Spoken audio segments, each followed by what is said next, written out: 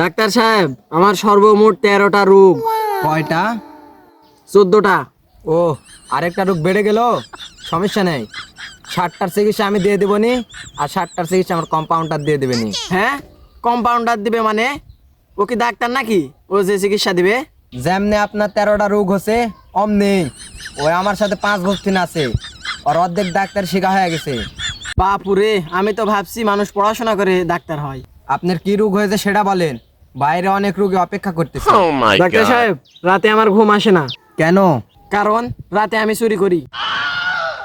সমস্যা নাই, এটা অনেক লাভজনক ব্যবসা, আপনি দিনে ঘুমাবেন, ঠিক আছে? এবার আপনি পরের সমস্যা বলেন। ডাক্তার সাহেব, আমার শরীর অনেক ব্যথা করে। কখন ব্যথা করে? বউ যখন মারে রাতে তখন। তাইলে আপনার বউকে আমার কাছে দিয়ে যায়েন, তাইলে আর ব্যথা করবে না।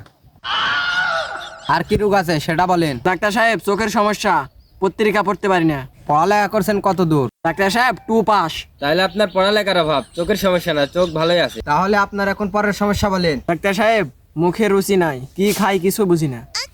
কম্পাউন্ডার, 3 নম্বর বোতল থেকে 2 ফুটা ওষুধ ওকে খাইয়ে দাও।